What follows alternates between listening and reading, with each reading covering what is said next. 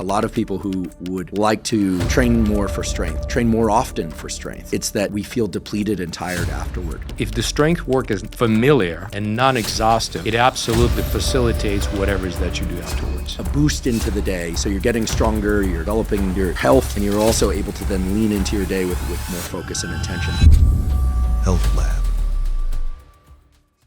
I do see a world in which one could use their physical training to give them for lack of a better word, a boost into the day. So you're getting stronger, you're developing your health, and you're also able to then lean into your day with more focus and intention. That would be the ultimate scenario. Okay. Yeah. Well, there's obviously we're looking at a zero-sum game. So you only have so much, your resources are limited.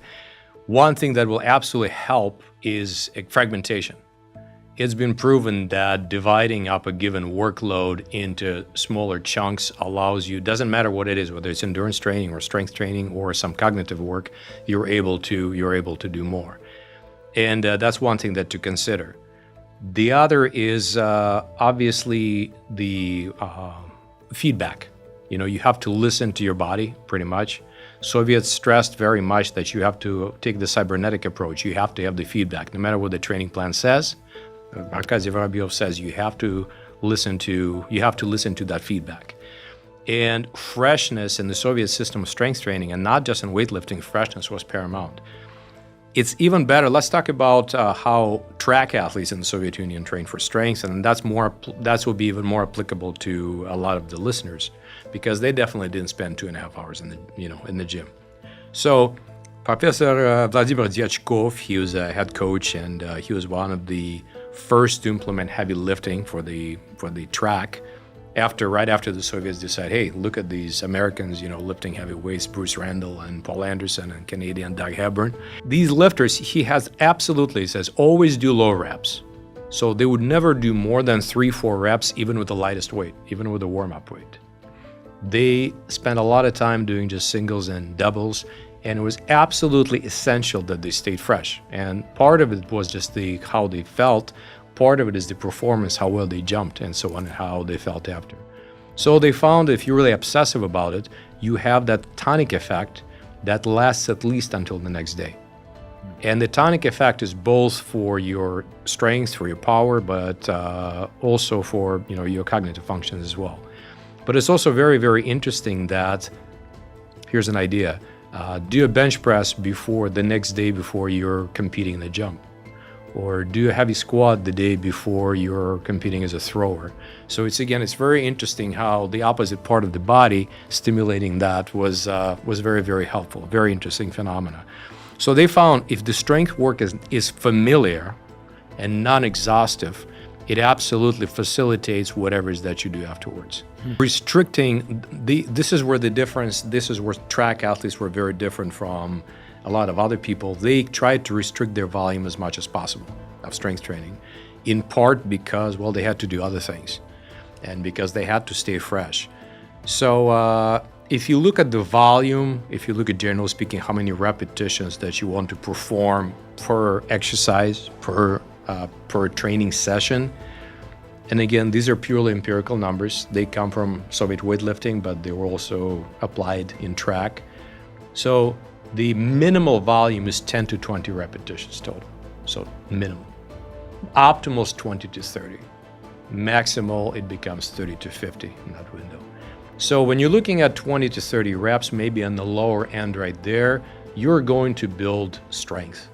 And if you also are going to not go to failure and rest sufficiently between sets, unless you're greasing the groove, you need to look at least 5 minutes pretty much, and that's both for neural and biochemical reasons. But more is really better. Unfortunately, really a lot of it just comes down to listening to your body and just using your judgment. I wish I had any better answer here. I think it's a terrific answer. I like to leave the gym with some gas in the tank. Because, I get paid to think and to speak, as it were, not to lift, but... And many great thinkers in the strength world, starting from Lederman back 100 years ago to Soviet weightlifting authorities like, Rodionov and Roman and Later on, somebody like even Steve Justa was a very colorful individual, just brilliant strength athlete, a farmer from Nebraska who just came up with some fantastic protocols, but he would say that you've got to finish stronger than when you started. I love that. And that theme is very much permeates professional or high-level strength training, where this mentality of a workout or try to get smoked or pumped or throw up in the bucket, they would look at you as that's insane. One of the reasons that also Soviets restricted the number of reps in the squat, because you do sets of 10 in the squat, you're going to definitely put on some mass, no question about it. But one of the reasons they restricted that, very few people did sets of 10 except for heavyweights who had a hard time bulking, and even more, is like, okay, that's too much cardiorespiratory stress. And even though Soviet weightlifters did some general physical training like cross-country running or playing soccer, but they're not trying to get their cardio on the lifting platform. That was just made no sense whatsoever. So restricting the reps will go a very long way. Increasing the rest periods to at least 5 minutes would go a very long way. And restricting the number of exercises.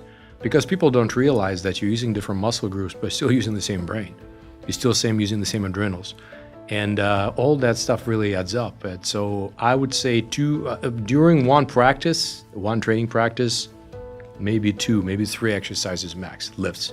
And nothing wrong with doing just one. And yeah, if you want to, do your curls and whatever calves later, that's fine.